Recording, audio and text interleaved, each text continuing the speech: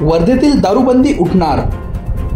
वर्धा जिल्हा गांधी जिल्हा म्हणून ओळखला जातो, ज्यात गांधींच्या भूमीवर सन 1975 पासून दारूबंदीला 50 वर्ष पूर्ण झालेत, ज्यात 2014 ते 2024 गेल्या 10 वर्षात पोलीस खात्यातील विशेष मोहिमेद्वारे 93,554 गुन्हे दाखल झाले। त्यापैकी 51,340 गुन्ह्यांचा निकाल लागला, त्यात केवळ 674 गुन्हे सिद्ध झाले, तर उर्वरित 50,666 गुन्हेगारांना निर्दोष करार देण्यात आला, तर 42,888 गुन्हे न्यायालयात प्रलंबित आहेत। उपरोक्त आकडेवारी बघता गांधी जिल्ह्यात खरंच दारूबंदी आहे का, पोलीस प्रशासनाच्या कार्यक्षमतेवर प्रश्नचिन्ह निर्माण होत आहे।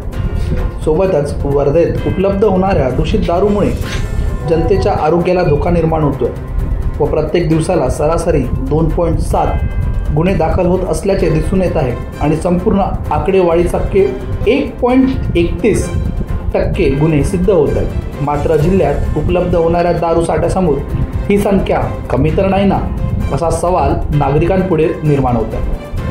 अगोदरच पोलीस प्रशासनाकडे कर्मचारी कमी आहेत आणि त्या दारूबंदीमुळे इतरत्र समस्येकडे योग्य लक्ष केंद्रित होत नसल्याने पोलीस कर्मचाऱ्यांचा ताण वाढत आहे।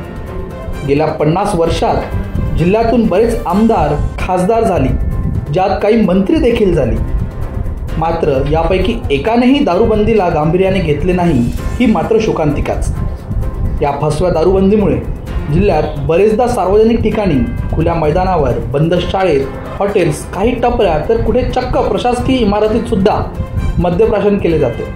तर या लंपाछपीच्या खेळापेक्षा जिल्ह्यात आरोग्याच्या समस्या वाढवण्यापेक्षा पोलीस प्रशासनाचा वाढता ताण बघता व जिल्ह्याचे राजस्व वाढविण्याकरिता जनतेच्या हितार्थ फसवी दारूबंदी उठवलेली बरी नाही का, अशी मागणी जनतेद्वारे सर्वत्र करण्यात येत आहे। भूषण वानखेडे, पलाश माटे, जनसंग्राम न्यूज, वर्धा।